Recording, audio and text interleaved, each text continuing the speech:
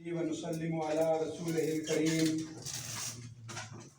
اما بعد فاعوذ باللہ من الشیطان الرجیم بسم اللہ الرحمن الرحیم۔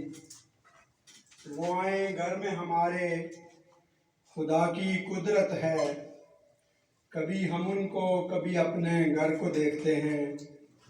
صدر مشاعرہ عبدالبصیر تاجور صاحب آزاد کشمیر کے تمام اضلاع سے ہماری حوصلہ افزائی کے لیے تشریف لانے والے جملہ معزز شعراء کرام، معاونین، میرے پیارے بڑے بھائی راجہ جاوید اختر ایڈوکیٹ صاحب، عابد اسلم صاحب، فاروق عالم صاحب، باؤ محمد رزاق صاحب اور ظفر مہر صاحب، میڈیا سے وابستہ بھائیوں، معززین علاقہ، شعر و سخن کے اراکین، السلام علیکم ورحمۃ اللہ وبرکاتہ۔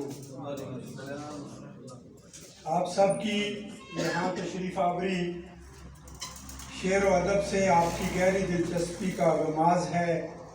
میں اہلیان سمانی کی طرف سے آزاد کشمیر بھر سے تشریف لانے والے جملہ معزز مہمانان گرامی کو وادی امن و محبت سمانی آمد پر دل سے خوش آمدید کہتا ہوں۔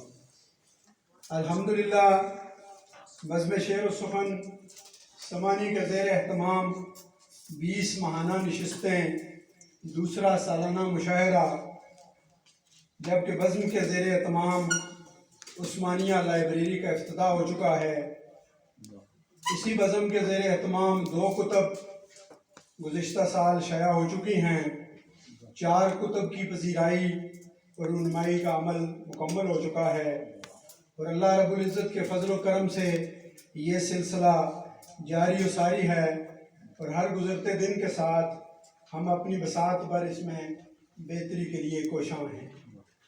آخر میں ایک دفعہ پھر تمام مہمانوں کا شکریہ ادا کرتا ہوں، اور آج کے اس مشاعرہ میں کہ انعقاد میں جن احباب نے جس قدر تعاون کیا، ان سب کی جان، مال اور صحت میں برکت کے لیے اللہ رب العزت کے ہاں دعا گو ہوں۔